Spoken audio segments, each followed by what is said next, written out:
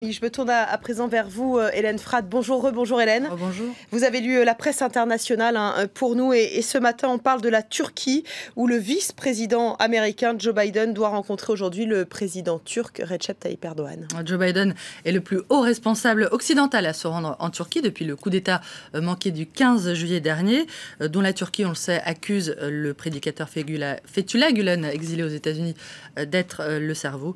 D'après la version anglophone du journal Hurriyet, le vice-président américain vient recevoir les doléances du président turc qui estime ne pas être suffisamment soutenu par ses alliés de l'OTAN et la demande d'extradition de Fethullah Gülen présentée par Ankara.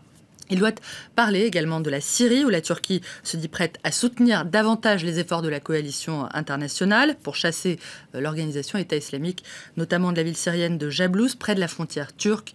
Hurriyet rappelle toutefois que la première motivation d'Ankara est surtout d'empêcher sa prise de contrôle et la création d'un territoire autonome par les milices turques qu'elle considère comme une organisation terroriste, au même titre que l'organisation État islamique.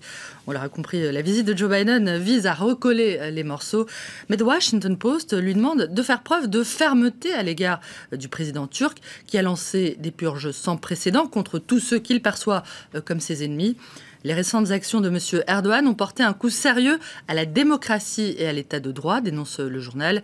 Et le vice-président serait bien inspiré de lui faire comprendre que les États-Unis n'ont pas participé au putsch dirigé contre lui et qu'ils ne se livreront pas, et qu'ils ne livreront pas non plus Fethullah Gülen à la chasse aux sorcières qui en a résulté, je cite.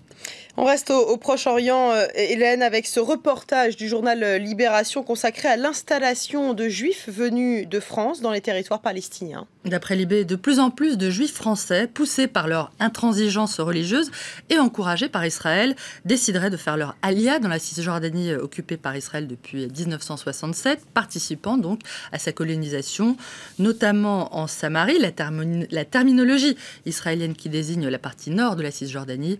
Libération raconte que ces Olim, ces nouveaux migrants, s'installent dans des petites colonies dites idéologiques inspirées par le courant nationaliste religieux représenté par le parti d'extrême droite Foyer Juif et qu'ils sont pris en charge par une filière d'émigration spécifique baptisée Alia de Groupe qui, contrairement à l'agence juive qui aide n'importe quel juif qu'il souhaite à faire son alia, ne s'occupe que des familles religieuses.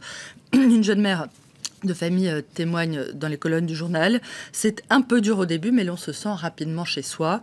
Ici, tout le monde s'entraide. Ce n'est pas à Paris qu'on trouverait ça. Depuis les attentats de Toulouse et de l'Hypercacher, nous savons tous que les Juifs n'y feront pas long feu, puisque leur place est ici, là où s'est écrite une partie de la Bible, je la cite.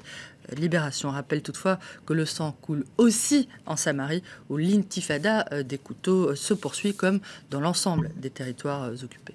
Direction à présent les États-Unis, Hélène, où Donald Trump a trouvé un nouvel angle d'attaque contre sa rivale Hillary Clinton, son état de santé. Le candidat républicain tente de mettre à profit les soucis que celle-ci avait connus, traversés en 2012 alors qu'elle était secrétaire d'État. On s'en souvient, Hillary Clinton aurait souffert alors d'un virus gastrique, de déshydratation, j'en parle mon latin, puis d'une commotion cérébrale après s'être évanouie. Un épisode que les amis de Donald Trump mettent sur le compte de l'âge supposément avancé de sa concurrente démocrate, 68 ans. Qu'importe, si le milliardaire affiche 70 ans au compteur, ce qui ferait d'ailleurs de lui le plus vieux candidat à entrer à la Maison-Blanche s'il était élu, la polémique a pris de l'ampleur, contraignant Clinton à appeler à la rescousse son médecin personnel. D'après The Daily Beast, Hillary Clinton aurait aussi fait comprendre tout le bien qu'elle pense de cette polémique en s'amusant à ouvrir elle-même un pot de cornichon dans une émission de télé pour prouver évidemment la vitalité de ses petits biceps. Bien, quelle force Hillary Clinton. Allez, on termine cette revue de presse par un sondage plutôt amusant. Vous ne le saviez probablement pas, Natacha, mais heureusement, la revue de presse est là pour vous tirer de l'ignorance. Sachez que le sexisme, c'est terminé, it's over. Du moins, c'est ce que pense la majorité des hommes vivant aux États-Unis. Plus d'un individu appartenant au sexe fort, selon un sondage dont fait état The Independent. Là où ça coince, Natacha, c'est que leurs partenaires féminines ne semblent pas du tout de cet avis. 63% d'entre elles déclarant souffrir de discrimination liée à leur appartenance au sexe faible, notamment au travail.